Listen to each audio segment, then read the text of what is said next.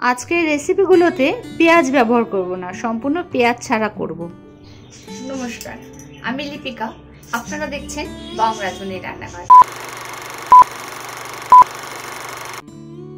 বাজার থেকে নিয়ে আসা হয়েছে আজকে পেঁপে, বাঁধাকপি, কাঁকরোল, পটল, বিনস, কুমড়ো, ধনেপাতা, আদা আছে, আরও যেগুলো হচ্ছে রোজকার লঙ্কা। লঙ্কাটা তো লাগবেই, লঙ্কা ছাড়া চলে না। আছে এখানে আলু, আর এখানে আলু ছাড়াও রয়েছে তাল আর নারকেল। এইগুলো কিন্তু কিছুটা আবার আমার ভিডিও আছে, ভিডিওর জন্যই লাগবে, সেই কারণে। তো এইবার এখানে চলে আসি। আমার সকালে আজকে পাখিদেরকে দেওয়া হয়েছে ভাত। ওরা ভাতটা খেয়ে নিলই, সকাল সকাল দেওয়া হয়ে গেছে আজকে।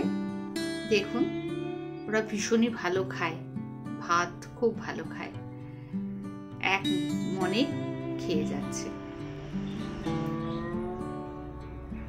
আর উপরে আর একটা পাখি বসে আছে।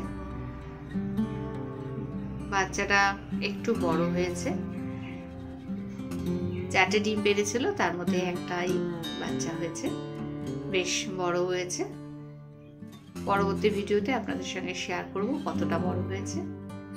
আজকে আমার এই পাখির সম্বন্ধে জানতে হলে বার্ডস অ্যান্ড গার্ডেনিং এই চ্যানেলটি সাবস্ক্রাইব করে রাখবেন, তাহলে কিন্তু আপনাদের প্রত্যেক দিন নতুন নতুন ভিডিও দেখতে পাবেন সবার প্রথম। আর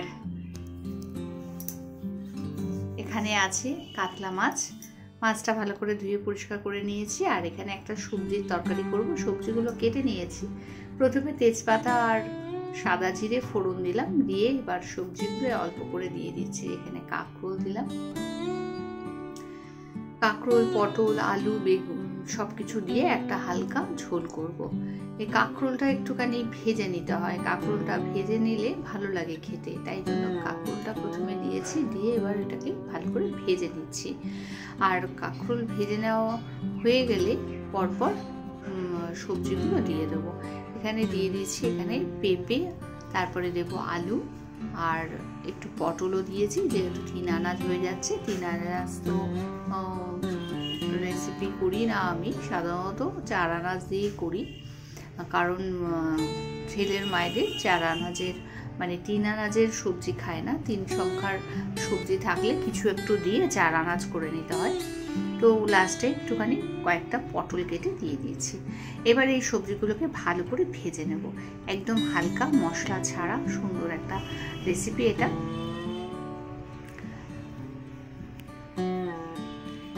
তো এটার মধ্যে এবার ভাজতে ভাজতেই এর মধ্যে পরিমাণে নুন, হলুদ, একটু ধনের গুঁড়ো, জিরের গুঁড়ো, একটু আদা বাটা, কাঁচা লঙ্কা বাটা সব কিছু দিয়ে এই সবজিগুলোকে ভালো করে ভেজে তো আর এখানে কিন্তু কিছু মশলা আছে বন্ধুরা, ধনের গুঁড়ো, জিরের গুঁড়ো, লঙ্কার গুঁড়ো, হলুদ গুঁড়ো, আর আছে একটু গরম মশলা। তো সবগুলোই কিছু কিছু দিয়ে দিলাম, যতটা পরিমাণে লাগবে পরিমাণ অনুযায়ী সব কিছু মশলাগুলো দিয়ে আবার ভালো করে নাড়াচাড়া করে ভেজে নিতে হবে।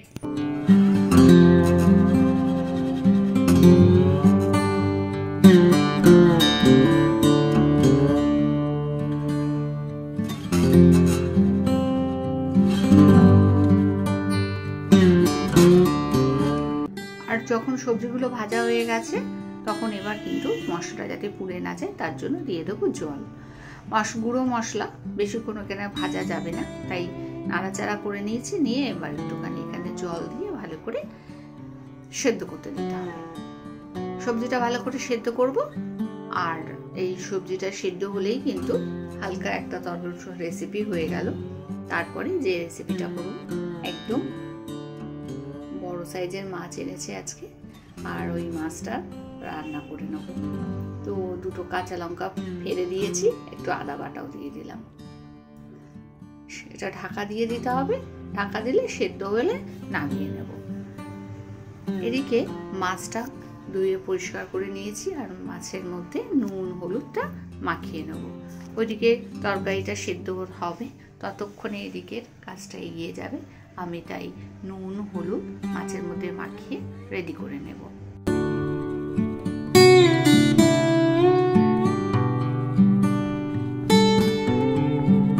বন্ধুরা, আমার রেসিপিগুলো যদি আপনাদের ভালো লাগে তাহলে প্রচুর প্রচুর শেয়ার করে লাইক করে দেবেন। আর যারা নতুন বন্ধু তাদের বলবো সাবস্ক্রাইব করে পাশে থাকা বেল আইকনটি অল ক্লিক করে দেবেন, তাহলে বিভিন্ন রকম নিত্য নতুন রেসিপি সবার প্রথম আপনার কাছে পৌঁছে যাবে নোটিফিকেশনটা। তো বন্ধুরা, নুন হলুদটা ভালো করে মাছের মধ্যে মাখিয়ে নেওয়া হয়ে গেছে। এইবার ওইদিকে যে সবজি তরকারিটা হচ্ছিল সেটাকে নামাবো। আর এদিকে অন্য একটা পাত্রের মধ্যে আমি তেল গরম করে নিয়েছি, মাছগুলো দিয়ে মাছগুলো ভেজে নেব। সব মাছ আজকে করব না, তো 4 পিস মাছ আমি আজকে রান্না করব আর বাকিটা রেখে দেবো ফ্রিজে।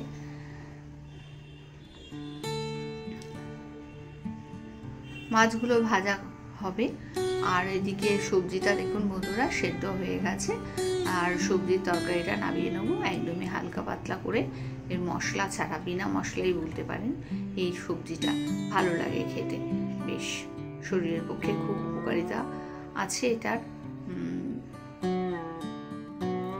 তো হয়ে গেছে, আমি ওভেনটা অফ করে দিলাম। এরকম সুন্দর একটা রেসিপি। আর এখানে এই যে মাছগুলো উল্টে দেবো। মাছগুলো এক পিঠ হয়ে গেছে ভাজা, আরেক পিঠও উল্টে দিয়ে ভেজে নিতে হবে। আর ওই মাছের জন্যই কিন্তু আমি এই মশলাটা তৈরি করছি, যেটা নাকি পোস্ত আর কাঁচা লঙ্কা। পোস্ত কাঁচা লঙ্কাটাকে মিক্সিতে পেস্ট করে নেব। মাছগুলো ভাজা হয়ে গেছে আর এপিট ওপিট দুপিটি। আর পোস্তটা যে পেস্ট করে নিয়েছিলাম সেই পোস্তটা ওই মাছ ভাজার মধ্যে দিয়ে দিলাম। দিয়ে এবার এটাকে একটুখানি নাড়াচাড়া করে নেব। পোস্তটা পরিমাণে নুন হলুদ সবকিছুই দেব। পোস্তটা প্রথমে দিলাম, পোস্তর তো একটা কাঁচা গন্ধ থাকে, কাঁচা পোস্ত খেতে ভীষণই ভালো লাগে, কিন্তু যেহেতু মাছের মধ্যে দিচ্ছি আমি একটুখানি পোস্তটা ভালো করে নেড়ে চেড়ে নিলাম। আগে পোস্তটা দিয়েছি, এরপরে মাছটাকে উল্টে দিচ্ছি। প্রত্যেকটা মাছকে এপিট ওপিট করে উল্টে দিলাম। এর মধ্যে এক এক করে সব মশলাগুলো দেব। এইভাবে বাড়িতে অবশ্যই একবার তৈরি করে দেখবেন, ভীষণ ভালো লাগে মাছটা খেতে। আর আমি আজকে এইভাবে রান্নাটা করলাম, তো পেঁয়াজ টেয়াজ দেবো না, একদম হালকা করে সব কিছু রান্না করেছি। আগের রেসিপিটা করলাম যেটা সবজির তরকারি, সেটাতেও কোনো রকম পেঁয়াজ ব্যবহার করিনি। আর আজকে এই যে মাছটা রান্না করছি, কাতলা মাছ, বড় কাতলা, কাতলা পোস্ত বলতে পারেন এটা। আর এখানে কিছুটা রেগুলার মশলা দিলাম আর সাথে একটু নুনও দিয়েছি। দিয়ে এবার এটাকে ভালো করে নাড়াচাড়া করব। অল্প একটু জল দিয়েছি, আর একটু প্রয়োজনে জল দেব।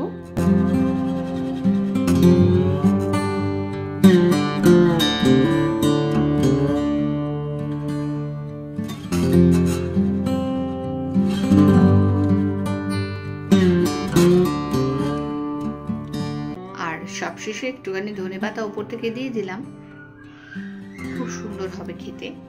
জিনিসটা একটু গামাখা হয়েছে। এবার এটাকে পরিবেশন করব ভাতের সাথে।